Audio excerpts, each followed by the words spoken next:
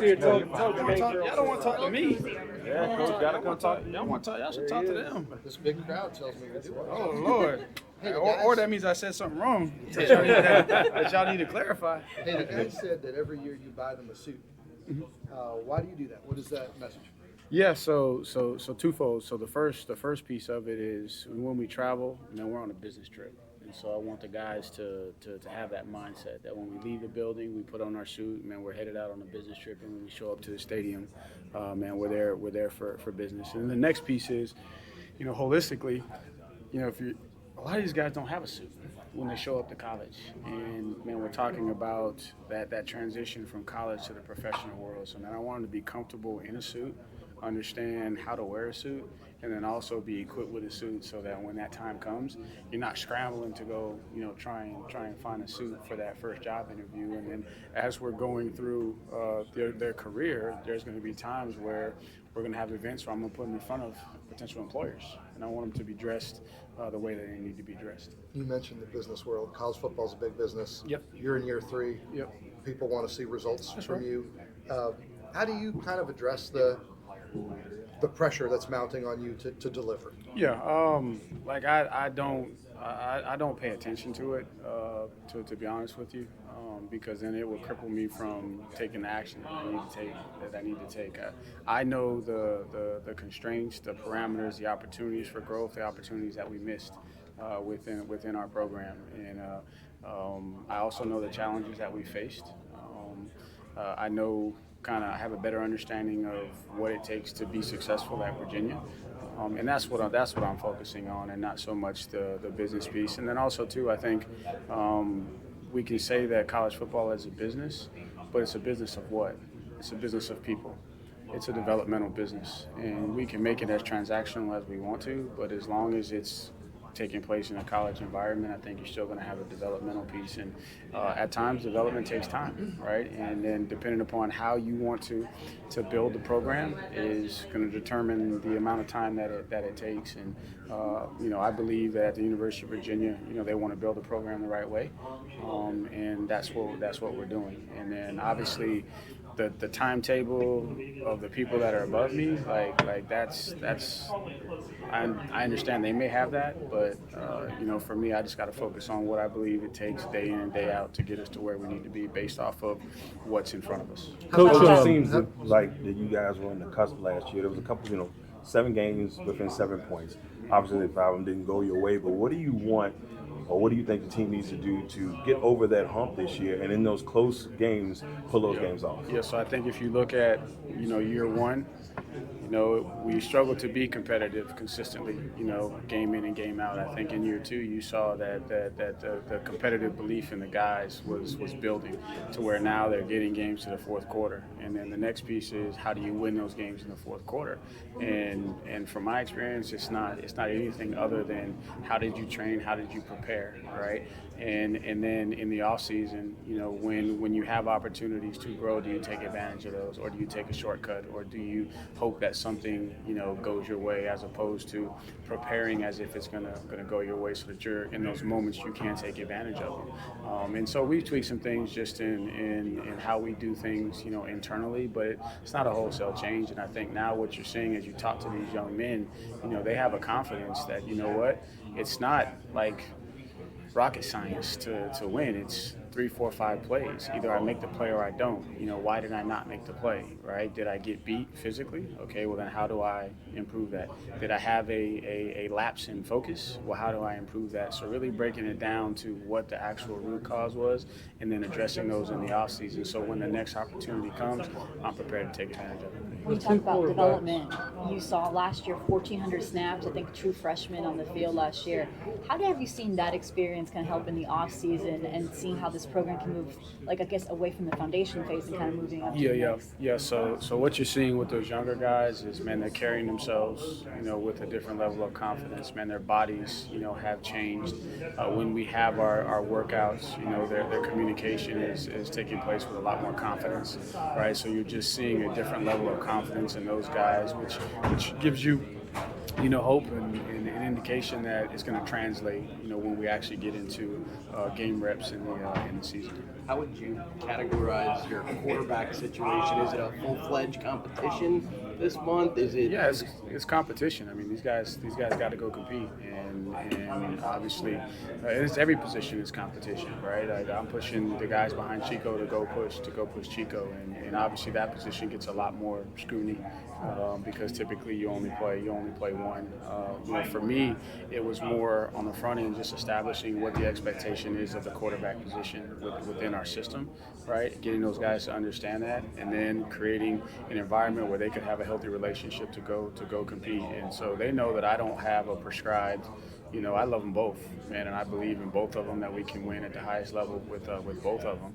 Now there's expectations that we have of the position, and each one of them is working towards positioning themselves to be able to fulfill those. And you got to start, somewhere. And we're here today based off of kind of how it finished in the spring, but that wasn't the end of it, right? We didn't come out and say like the competition was done at the end of spring. That's just kind of like where we finished based off of that body of work. That was only 15 practices. Now we got 25 more practices to determine how it's going to end before we go into the first game. Coach, when you look at that football operations center, what does it mean for the program? Yeah, it's just confirmation for all of the guys that have put in a ton of work over the years, hoping and dreaming of being in a space like that. And then it's just a sense of responsibility to the guys that are currently in that space to make sure that they take full advantage of it, so that they can move the program to the next, to the next phase, to the next step. So it creates when you come inside, man, it just creates a different energy, because again, I use the analogy of like when you go to a different hotel, right? When you walk into one of those hotels where it smells nice, it looks nice, and everything is clean, man, it gives you a different level of like, okay, excitement about your stay, and I think it's kind of creating that energy. But then also, right, for our guys, that's not the end all be all, right? It helps to create, a little bit more sense of urgency, but then we got to do the rest. What have you seen in those two quarterbacks in the spring and now the off season that gives you even more confidence? Yeah, so starting with Tony, I think that if you look over his career, he's had a ton of production. So I think you know that the potential for production is there. For us, it was the biggest thing is, okay, now you're through year one in the system. Now I want you to really take control of everything, because you're at a place in your career where you're a little bit more mature, have a little bit more experience. Now let's take it to where you have command of the offense. And then with AC is like, okay, we got to harness, right, that youth and that intensity and that fire, and we got to be able to transition appropriately some of that into the command, and being able to play the position, holistically. And so I've seen both of those guys. AC's done a great job, man. His body has changed. Even Tony's body has changed. Both of their bodies have really changed this offseason, which I'm excited about. Their leadership during our what we call skills and drills, which are their voluntary workouts. Just the returns that I'm getting for the folks that are out there is the best that it's been in years, just with the commitment of the guys to showing up to voluntary workouts, right? It's voluntary, right? But we also know that, man, there's a certain amount of work that has to go in, and a lot of that stems from the quarterbacks, setting the tempo, right? And then just watching those guys really embrace the new transfers and just the amount of extra work that you're seeing these guys, man. When you walk up there, they're always there.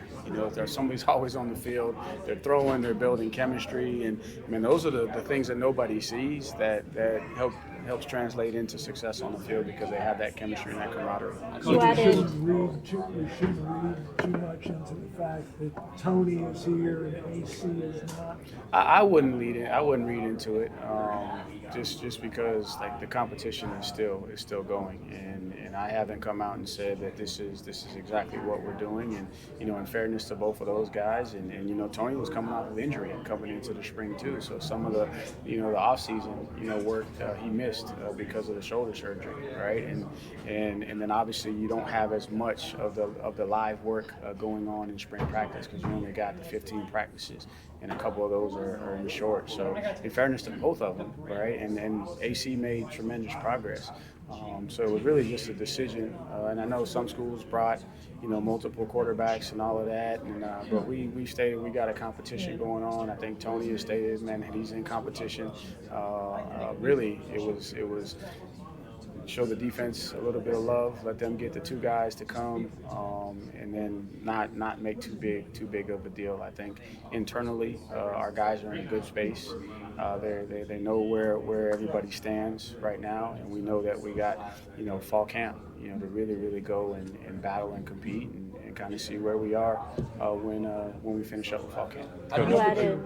When you look at this homecoming for Clemson and just all that you've accomplished there, just what does Clemson mean to you, and just has anybody on that staff essentially reached out just ahead of this matchup? Just what is your time meant to you? Yeah, no, I mean, everybody's going to respect the situation for what it is, and obviously I still have people that I'm close to, and we talk. We haven't talked about the matchup, and man, I'm not going to make it about me. And if you watch my time at Clemson, and hopefully I've expressed the same thing while at the University of Virginia, it's not about me.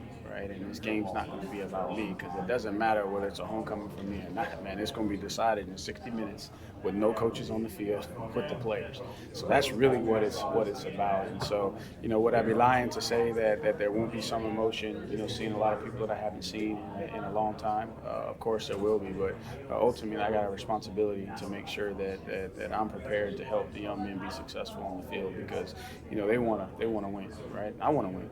Right, and I know that what Coach Sweeney is going to tell them on the other side, they're going to want to win, right? And so we got a football game to play, but Clemson is a special place, outside of the football success, man. It's where I went and developed and transitioned from a boy to a man, and met my wife there, and my kids were born there. So there's a lot of things outside of football that makes Clemson such a special place, and then on top of that, you add the football success, But that chapter I'm in a new chapter now.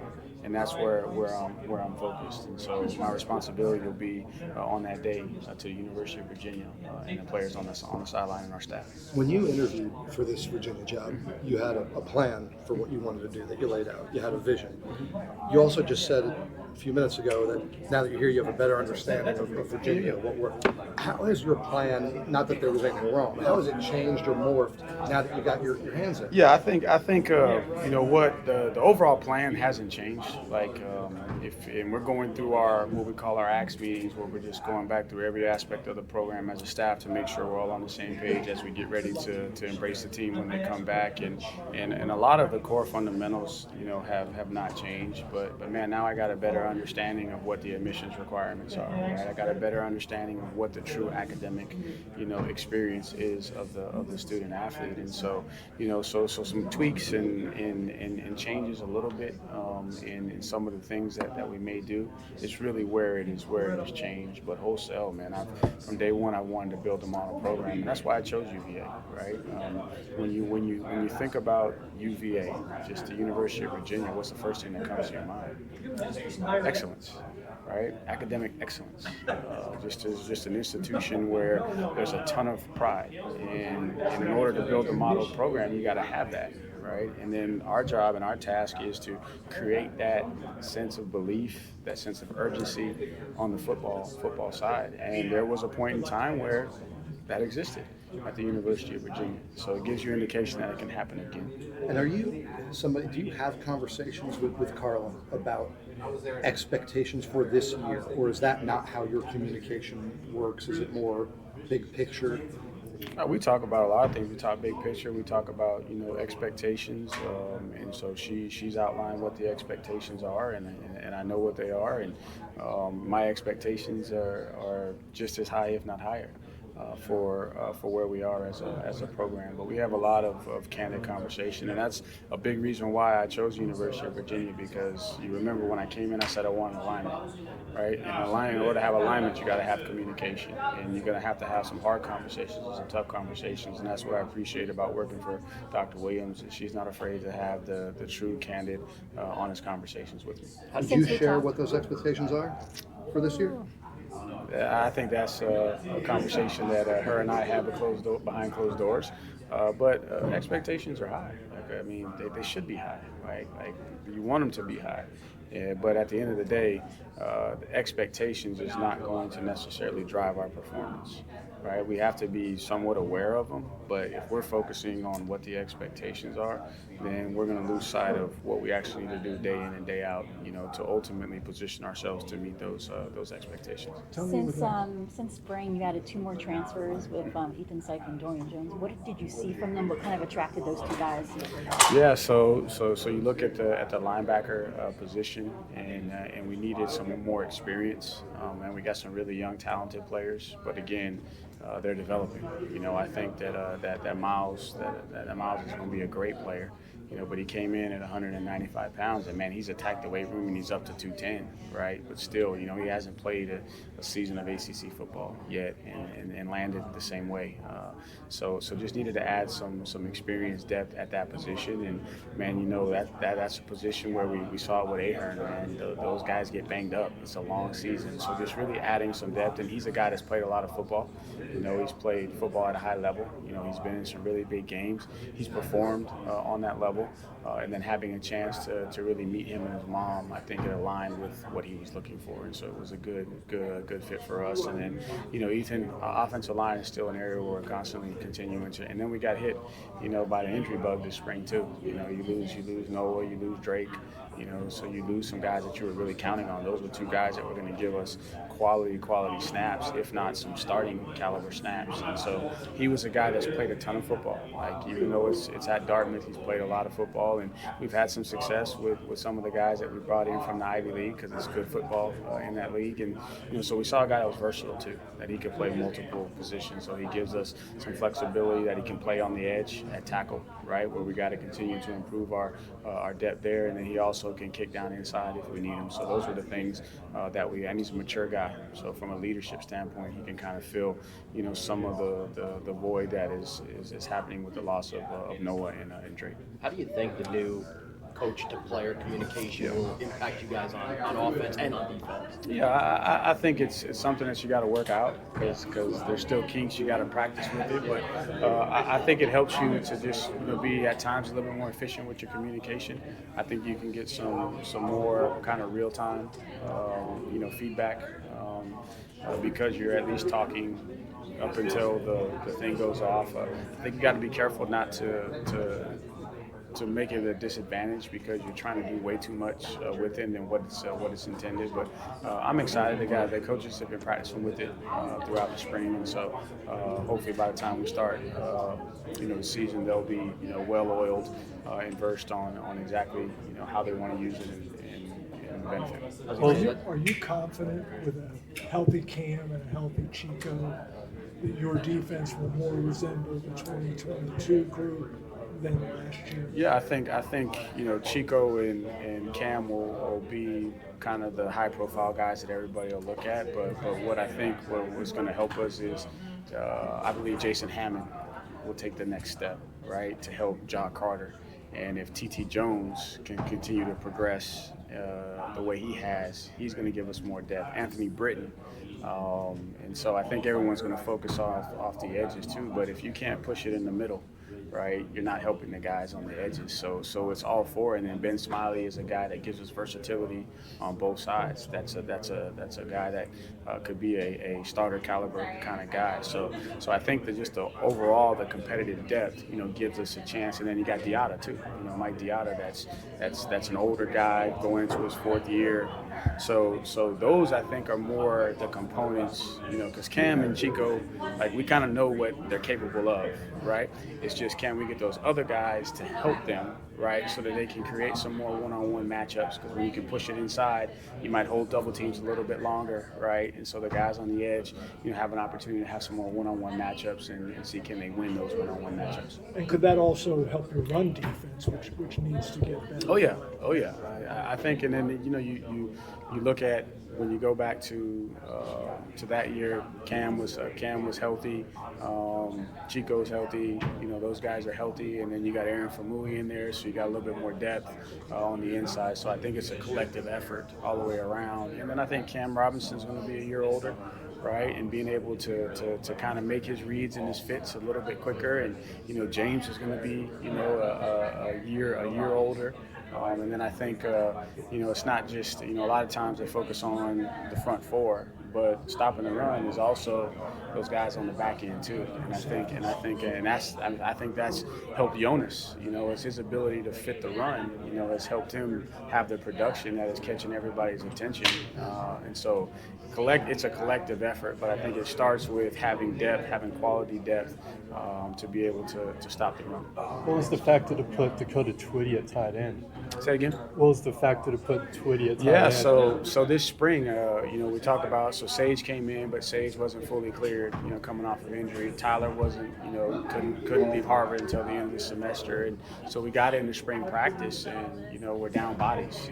And then we increased bodies at the receiver position, right? So we brought in a bunch of transfers at the receiver position. And so we said, hey, Dakota, really, this is out of necessity to get through practice. Can we move you to tight end, right? And then once he moved to tight end, he was like, man, I actually really like this, right? There's a lot more going on. I'm in the run game, I'm in the pass game, right? I really like this. And so it started with necessity because we didn't have the bodies in the spring because, again, we had lost 3, that walked out the door. We replaced really with none. We had 1 there, but he wasn't fully cleared, so it was really a 0 in terms of replacement. So depth-wise, we just needed some depth, and it just he fell in love with it, and that's what he wanted to do. And so the plan was get through spring and then move him back. He's like, and he's got the body type for it too. I mean, he's a big old kid. He's 220 plus pounds, and he's got the toughness to put his face in there in the run game. So we kind of stumbled into it. Was really how it happened. Well, so much of your offensive productivity, returning, and so much experience on that side of the ball. Yep.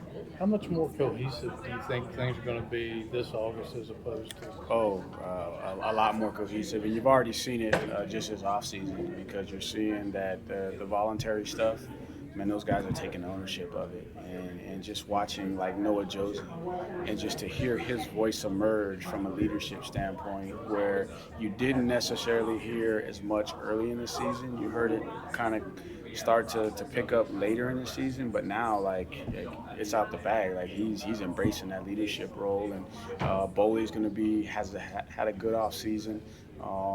Brian Stevens, so it's gonna be huge. And then Blake, Steen's a year older too, so it's gonna be something that we have an opportunity to be further along than where we were the last 2 years starting fall camp.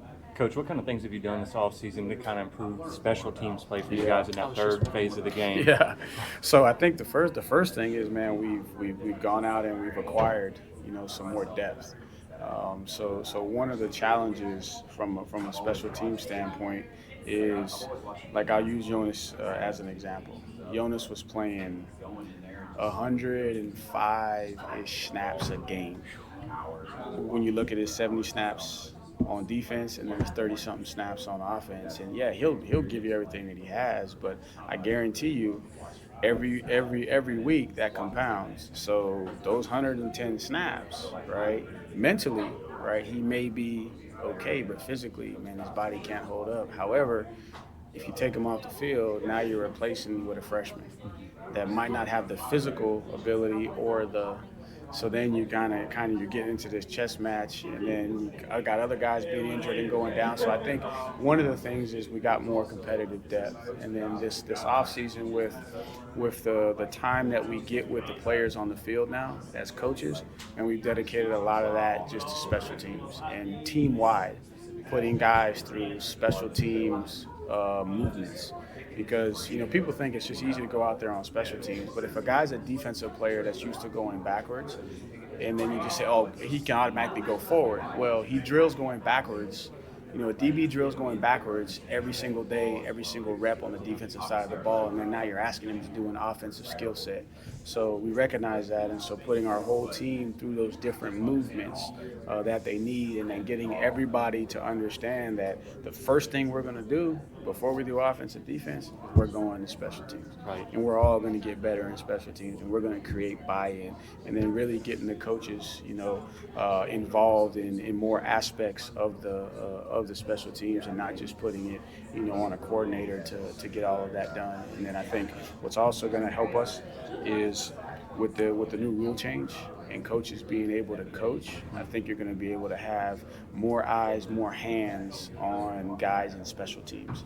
Whereas before you don't quite have as much, because your quarterback coach, he's with the quarterback. The quarterback's not on special teams. And you're not going to have a quarterback sitting over there doing nothing while you're working the 20 minutes of special teams. So you lose a coach, over there. But now that we have the analysts and whatnot that can coach, you pick up some more eyes and some more bodies to be able to create that accountability from a special team standpoint. Awesome. And circling back, And then we signed a long snapper. That's always big. Right, Most that's important always big. position on the Hey, field, let me tell you right? something. We looked at it, and Sparky's great.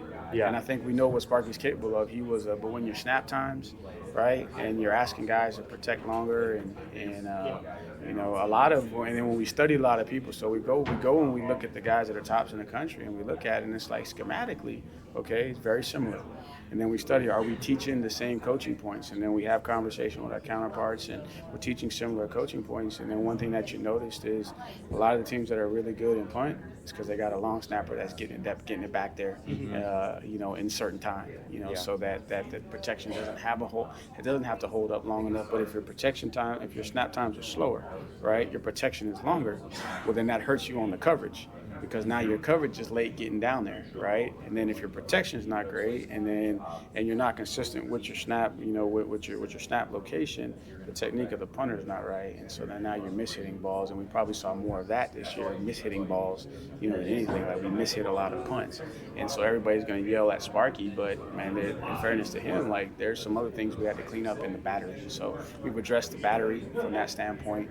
I think we've improved depth, and then we've strategically, structured our practices to where we put, a greater emphasis on special teams, and we'll do the same thing during fall camp. Awesome. And then circling back to the quarterbacks real quick, do you guys envision having a defined starter by that first game? Could it be a split snap scenario, or do you have packages for both guys you're planning to use? I think that'll be determined, as we get into fall camp. But I'm not gonna sit here and say none of that's outside the realm of possibility. Is what I know is, like, we got two players that we believe can win in the ACC, and we got to do the best job that we possibly can as coaches to take advantage of the skill set and the abilities that we have. And what that's going to look like, we'll know closer to when we kick it off versus Richmond. Thank you, Coach. Thanks, Coach. I appreciate y'all, man. Appreciate it. Y'all be safe going back. You too. You as well.